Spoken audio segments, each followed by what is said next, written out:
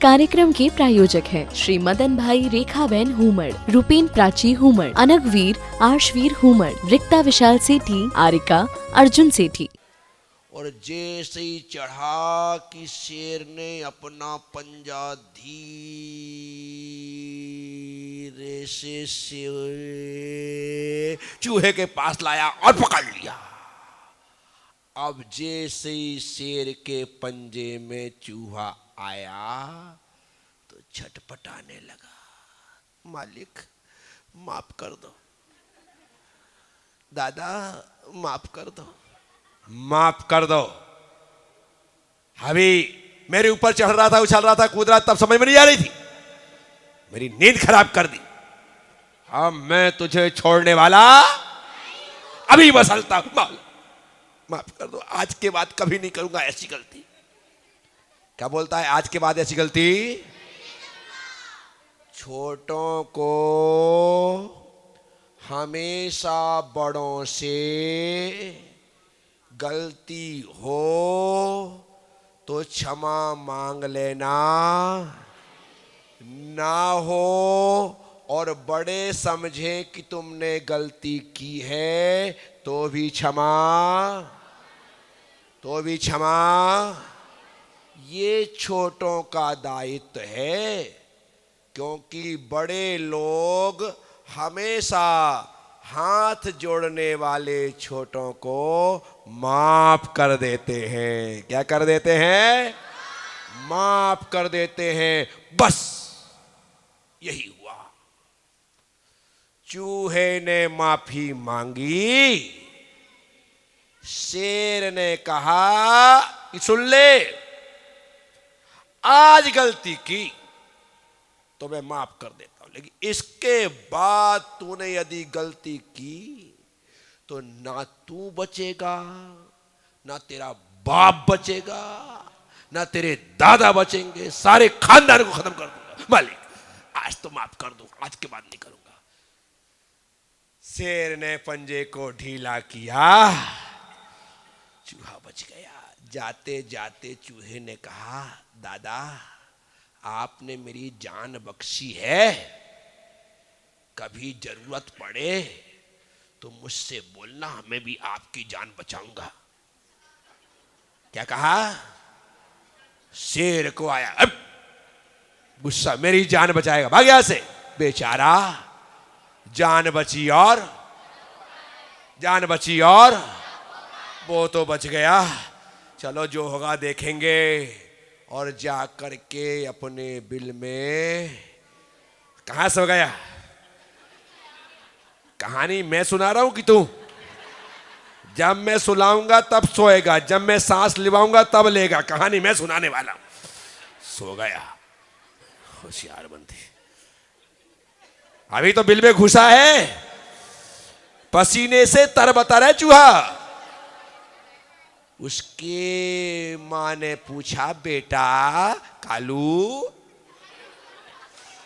क्या पूछा? बेटा कालू आज क्या बात हो गई, तू पूरे पसीने से लथपथ दिखाई दे रहा है? मम्मी उस शेर ने मुझे पकड़ लिया था, फिर बचा कैसे? मैंने क्षमा मांग ली, उसने माफ कर दिया। हाँ ठीक है, हमेशा ध्यान रखना, गलती हो जाए तो बड़ों से चल। अब ऐसी गुस्ताखी मत करना। गुफा मत जी मम्मी, नहीं जाऊंगा। मां ने भी माफ कर दिया। गहरी सांस ली। मां ने कहा, बेटा डर मत, चल थोड़ा दूध पी ले। तो मां ने उसको दूध पिला दिया। किसको? हाँ, बोलते रहने का बीच बीच में, पर सुलाना नहीं। अभी सोएगा नहीं, वो दूध पिएगा, पेट भर जाएगा, डर खत्म हो जाएगा, तब सोएगा। ठीक है? हाँ। चूहे ने दूध पी लिया, पेट भर गया, डर खत्म हो गया। अब उसे लगा मुझे सो जाना, और चूहा सो गया। और जब वो सो रहा था तब उसकी मम्मी ने कहा था, बेटा गुड नाइट। क्या कहा था? वो तुम्हारी मम्मी नहीं थी, चूहे की मम्मी थी। चूहे की मम्मी को अंग्रेजी, उसने ऐसा कुछ नहीं कहा जब हम सोने जाएं तो ये ना गुड नाइट सुबह उठे तो ना गुड मॉर्निंग दोपहर में मिले तो ना गुड नून, ये कुछ नहीं होता है। सुबह उठे तो जय जिनेंद्र बोले। क्या बोले? हाय हेलो छोड़िए, हाय हेलो छोड़िए, मम्मी जी, पापा जी, दीदी जी, भैया जी, दादाजी, दादी जी, घर में सबको, बाहर सबको, दिन भर बोलो, सबसे बोलो, हंस के बोलो, कस के बोलो। क्यों? जय जिनेंद्र ही हमारा एकमात्र मंत्र हो, जय जिनेंद्र बोलने को हर मनुज।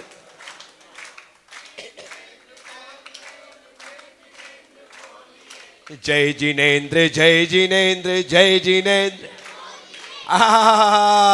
चूहे ने, उसकी मम्मी ने उसे लोरी गा के सुला दिया और वो सो गया। ठीक है। अब क्या होता है कि चूहा गहरी नींद में। अभी कौन सो रहा था उसके पहले? अब कौन सो रहा है? चूहा गहरी नींद में। और धीरे धीरे करके उसकी नींद गहरी होती गई, चूहे को भी खर्राटे आने लगे। क्या आने लगे? चूहा खर्राटे ले रहा था, गहरी नींद में सो रहा था कि अचानक, नहीं, मैंने क्या कहानी कौन सुना रहा है? फिर तुम्हारे कहने से कैसे आएगा? जब मैं बोलूंगा, हाँ, डिस्टर्ब नहीं करने का बस।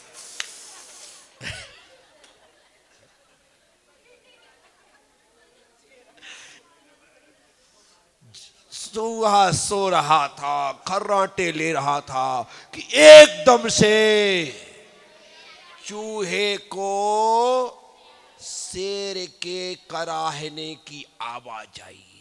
कि शेर बहुत दुखी है, तकलीफ में है, छटपटा रहा है।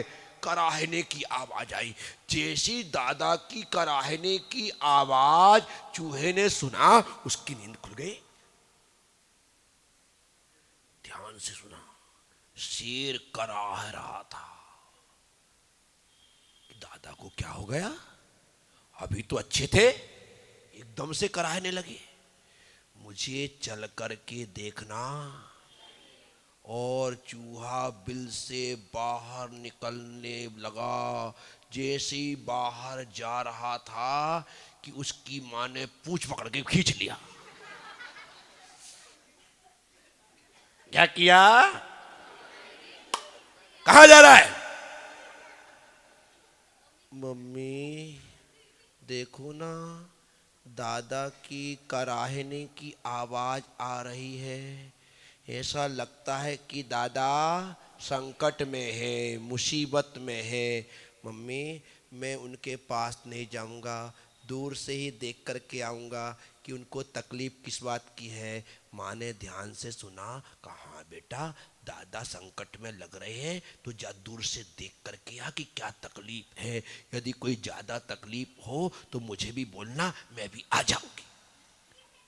और चूहा निकल कर के बाहर गया। गुफा से बहुत दूर खड़े होकर के देखा कि दादा के ऊपर किसी ने जाल, और दादा छटपटा रहे हैं। दादा छटपटा रहे हैं। अब क्या था? उसने बिल्कुल निश्चिंता के साथ गुफा में प्रवेश किया और कहा, दादा दादा टेंशन लेने का दादा टेंशन लेने का अब मैं आ गया हूं। अब दादा मैंने कहा था ना, कभी जरूरत पड़े तो मुझसे कहना। आपने तो मुझे बुलाया नहीं, लेकिन मुझे पता चला तो मैं आ गया। दादा टेंशन टेंशन लेने का नहीं। आप तो निश्चिंत रहो, अभी मैं इस जाल को अपने नुकीले पहने दांतों से कुतर करके काट देता हूं, और वह चूहा अपने काम में। थोड़ी ही देर में उसने जाल को कुतर करके काट दिया, और चूहा निश्चित तौर पर अपने दादा के संकट को दूर करने में कारण बन गया। शेर जाल से तो किसी को छोटा मत समझिए, किसी को छोटा, किसी को छोटा। कब कौन हमारे लिए सहयोगी बन जाए कह नहीं सकते हैं। ये पंचतंत्र की कहानी हमें सद्बोध देती है कि छोटा सा व्यक्ति हो या बड़ा भारी हो, ये हाथ में 5 अंगुली है ना, ये छोटी अंगुली भी काम की है, ये उससे बड़ी वाली भी काम की है, इससे बड़ी वाली भी काम की है, सबसे बड़ी वाली भी काम की है, और ये अंगूठा भी काम का है। इसे लगाओ तब जा कर के मान्यता मिलती है। ये सिग्नेचर से ज़्यादा अंगूठा मान्य होते हैं। बोलो ना विकास, सही है कि नहीं? कितना भी पढ़ा लिखा आदमी हो, लेकिन आज भी तुम्हारे मोबाइल में कई लोगों ने लॉक लगा रखा है कि नहीं? अंगूठा लगा रखा है। कमाल कर दिया है आपने, ये सब काम की है। ये छोटी अंगुली भी बड़ी काम की है। स्कूल में पढ़ते थे ना, तो एक अंगुली उठती थी सर, क्या ऐसा थोड़ी उठाया सर, तो वो कहता है कैसी बात का डन कर रहा भाई, बैठ जा सर जा। ये छोटी अंगुली भले छोटा काम करती है, लेकिन छोटा काम होने के बाद बड़ी राहत मिलती है। छोटा काम करने के बाद बड़ी राहत मिलती है। तो इसलिए किसी को छोटा, किसी को छोटा मत समझिए, छोटा समझ करके उसे नकारिएगा मत। हर एक व्यक्ति की वैल्यू है। सिर में बड़े बड़े बाल हों, महिलाओं के कमर तक लटकते हुए बाल हों, माना कि सुंदरता में कारण बनते हैं, लेकिन छोटे छोटे भौं के बाल भी काम के हैं। क्या ना लगे विश्वास हो तो आज कटवा के देखना, तुम्हारा पति ही तुम्हें घर में ना घुसने दे। क्या हुआ? इतने से बाल क्या काम के हैं? इतने इतने से भले हों, लेकिन आपके चेहरे की खूबसूरती में वो 4 चांद लगाते हैं। क्या लगाते हैं? क्या लगाते हैं? कल मैंने कहा था, हंसने से और रोने से महिलाएं अपने आप को खूबसूरत समझती हैं, लेकिन दुनिया में पुरुष से ज़्यादा खूबसूरत कोई नहीं है। पुरुष से ज़्यादा खूबसूरत कोई नहीं है। मैं गारंटी देता हूँ, पुरुष से ज़्यादा खूबसूरत दुनिया में कोई नहीं है। महिला गंजी हो जाए, खुद को ही पसंद ना करे, पुरुष गंजा हो जाए, कोई टेंशन नहीं है। महिलाओं की जरा सी दाढ़ी मूछ आ जाए, मुंह छिपाते फिरे, और पुरुष की दाढ़ी मूछ हो तो सुंदर लगता है, और ना हो तो, बाल हो तो सुंदर लगता है, डिंपल ना हो तो सुंदर लगता है। ये जो भौं है ना, जरा सी महिलाओं की थोड़ी मोटी हो जाए, फिर देखो ब्यूटी पार्लर में जा जा करके पतली करवाए, और यहाँ पर तो कोई टेंशन नहीं, पतली हो या मोटी। आज तक तुम गए क्या ब्यूटी पार्लर में आई वो करवाने हैं?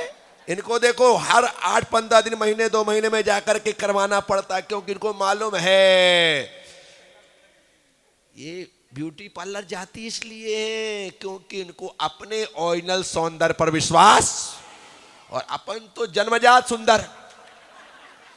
बोलो कैसे? बाल रहे तो सुंदर, ना रहे तो सुंदर। भौएं पतली हो मोटी हो तो सुंदर, दाढ़ी मूछ आए तो सुंदर और ना आए तो सारा टेंशन। इसलिए दुनिया में सबसे खूबसूरत पुरुष होता है। कौन होता है?